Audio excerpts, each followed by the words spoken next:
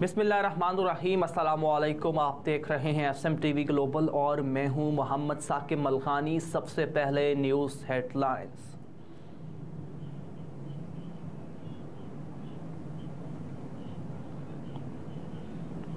PTI नहीं छोड़ूंगा, jail इसीलिए काट रहा हूं, चौधरी परवेज इलाही ने वाज़े कर दिया। PTI सदर परवेज इलाही बोले कि PTI कभी नहीं छोड़ूंगा, इसीलिए ही जेल काट रहा हूं। जुडिशल कॉम्प्लेक्स में सहाफ़ी ने परवेज इलाही से सवाल किया कि सुना है कि आपके साथ चेयरमैन PTI की अडियाला में कोई पैगाम रसानी हुई है, क्या टिकटों की तकसीम से मुताल्लिक तजावीज़ मांगी गई हैं? इस पर परवेज इलाही ने इनकार किया कि नहीं, ऐसा तो कुछ नहीं हुआ। परवेज इलाही ने कहा कि जज साहब आए थे, उन्होंने चेयरमैन PTI के सेल के बाहर दीवार गिरवा दी। अलबत्ता जेल में खाना अच्छा नहीं दिया जा रहा, फूड पॉइजनिंग हो गई है, खाना अच्छा नहीं है, जिससे सेहत अच्छी नहीं है, बहुत मुश्किल से यहाँ पहुँचा हूँ। सहाफ़ी ने परवेज इलाही से सवाल किया कि PTI के साथ रहेंगे या छोड़ देंगे। इस पर साबिक वज़ीर आला ने कहा कि नहीं छोड़ूंगा, जेल इसीलिए काट रहा हूं।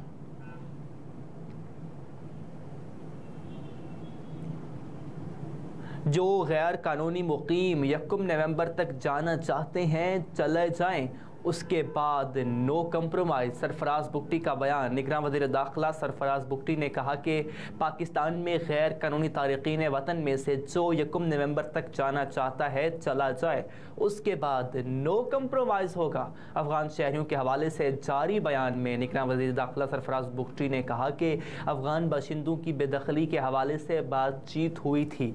इस गुफ्तगू में तमाम स्टेक होल्डर्स मौजूद थे और फैसला हुआ था कि अफगान बाशिंदों को एक ग्रेस पीरियड दिया जाए, जबकि बहुत सारे लोगों और उनकी तरफ से डिमांड आ रही थी कि लोग रज़ाकाराना तौर पर जाना चाहते हैं। उन्होंने कहा कि जो 1 नवंबर तक जाना चाहता है चला जाए, उसके बाद नो कंप्रोमाइज़। पहले दिन से ये कहा कि ये सिर्फ अफगान बेस्ड पॉलिसी नहीं है, ये पॉलिसी गैर कानूनी एलियन के बारे में है, चाहे वो जिस भी मुल्क से ताल्लुक़ रखते हों।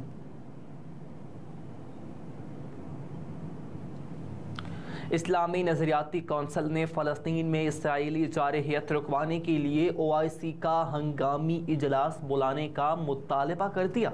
इस्लामी नज़रियाती कौंसल का कहना है कि OIC इजलास में मुअस्सर सफारती इक़दाम से इसराइल को जारहियत से रोका जाए और आज़ाद फ़लस्तीनी रियासत के लिए कोशिशें की जाएँ। गज़ा पर इसराइल के हमले बैनुल-अक़वामी क़वानीन की खिलाफ वर्जी हैं। इसराइली शहरी आबादी, बच्चों, बूढ़ों और ख़वातीन को निशाना बना रहा है। आज़ाद फ़लस्तीनी रियासत के क़याम के बगैर इस कब्ज़े का कोई हल निकलना मुमकिन नहीं।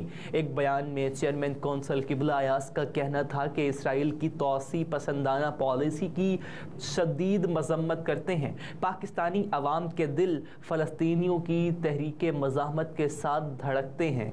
कायदे आज़म मोहम्मद अली जिन्नाह की फ़लस्तीन पॉलिसी को पाकिस्तानी अवाम दुरुस्त समझते हैं।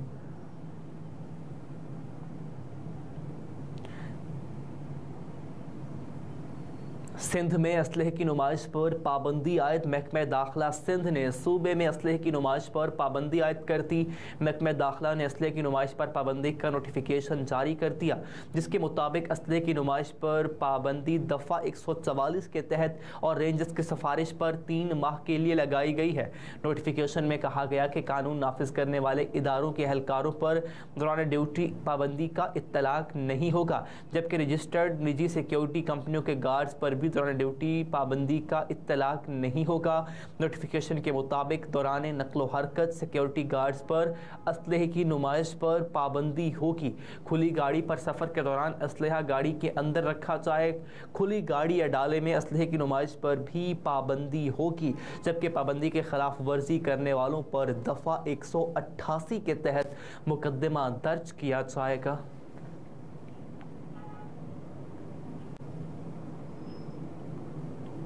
मोदी राज में भारत बेहाल, पाकिस्तान और नेपाल से भी पीछे। ताज़ा ग्लोबल रिपोर्ट के मुताबिक भारत के सूरत हाल मज़ीद ख़राब बताई गई है। भारत ने 125 ममालिक में 111वां मकाम हासिल किया, जो कि पाकिस्तान, बांग्लादेश और नेपाल जैसे ममालिक से भी बदतर है।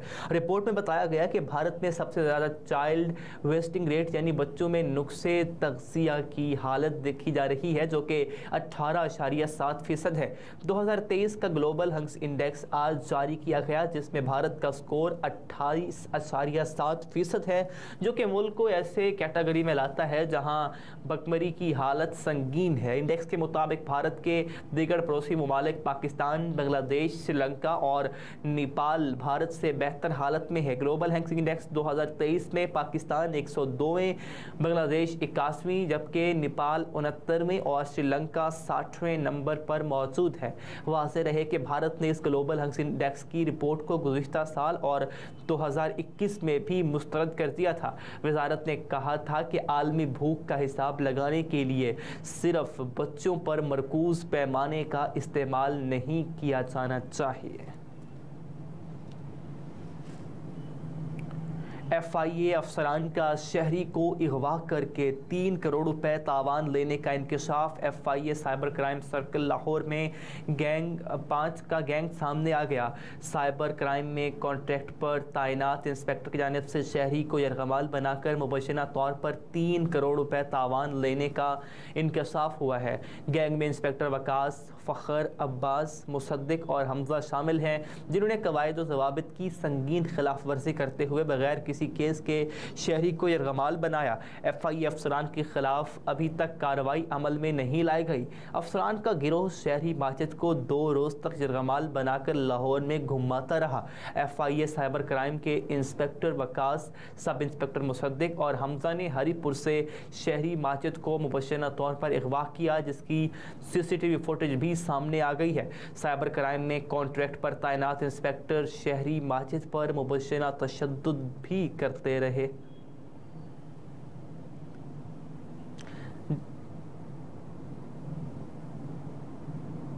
डेंगू का राज बरकरार, मजीद 149 केसेस रिपोर्ट हो गए। अली जान खान सेक्रेटरी हेल्थ का कहना है कि गुज़िश्ता 24 घंटे के दौरान सूबे भर में 149 नए मरीजों में डेंगू की तस्दीक हुई।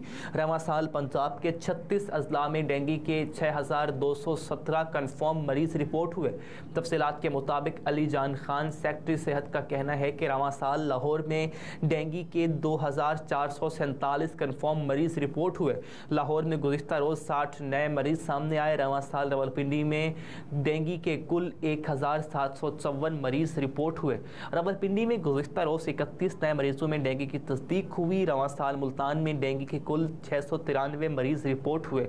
मुल्तान में गुज़िश्ता रोज 13 नए डेंगू के मरीजों की तस्दीक हुई, जबकि रवां साल गुजरावाला में डेंगू के कुल 336 मरीज रिपोर्ट हुए। गुजरावाला में गुज़िश्ता रोज 18 नए डेंगू मरीजों की तस्दीक हुई। 24 घंटों के दौरान कसूर, अटक, मुजफ्फरगढ़, गुजरात, साहिवाल, डीजी खान, खानेवाल, पाकपतन, विहाड़ी और मियावाली में डेंगू का एक नया मरीज सामने आया।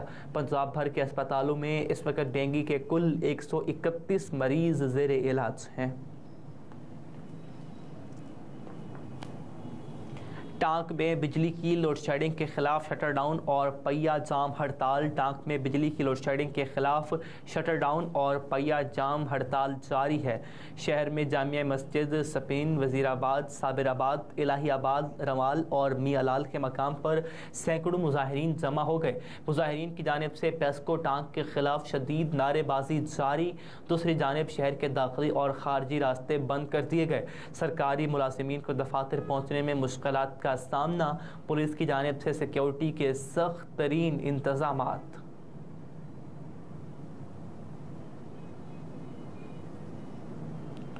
पाक भारत हाई वोल्टेज टाकरा, शाहीनों की भारत को शिकस्त देने के लिए भरपूर प्रैक्टिस। भारत में वर्ल्ड कप के सनसनीखेज मुकाबले जारी। पाकिस्तानी टीम ने नरेंद्र मोदी स्टेडियम अहमदाबाद में वर्ल्ड कप के अपने तीसरे मैच के लिए भरपूर मशकें की। कौमी खिलाड़ियों ने बैटिंग, बॉलिंग और फील्डिंग की भरपूर सेशन किए। पाकिस्तान और भारत की टीमों ने अपने इब्तदाई 2-2 मैच जीत रखे हैं।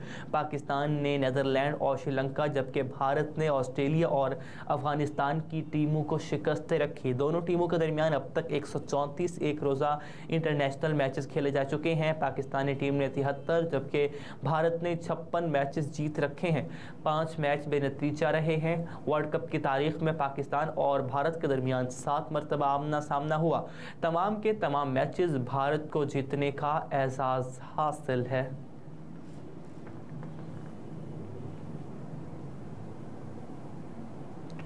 और इस्राएली फ़ौज नेस्तो नाबूद कर देंगे, हमास का बड़ा ऐलान। हमास के फ़ौजी तर्जुमान अबू उबैदा ने इसराइल को वार्निंग दी है कि अगर इसराइल ने ज़मीनी हमला किया तो उसकी फ़ौज को नेस्तो नाबूद कर दिया जाएगा। बैनुल-अक़वामी ख़बरसां इदारे की रिपोर्ट के मुताबिक हमास के फ़ौजी तर्जुमान ने इसराइल पर हमलों की वीडियो जारी करते हुए दावा किया कि जंग के आगाज़ पर ही इसराइली फ़ौज का गज़ा डिवीज़न तबाह कर दिया था।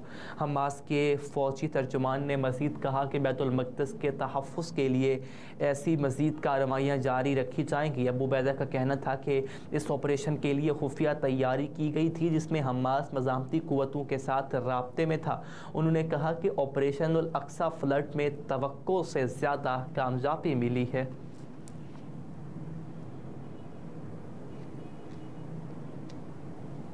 हेडलाइंस अब जान चुके हैं। न्यूज़ स्टूडियो से अब तक के लिए इतना ही। मज़ीद बाखबर रहने के लिए देखते रहिए SM TV ग्लोबल।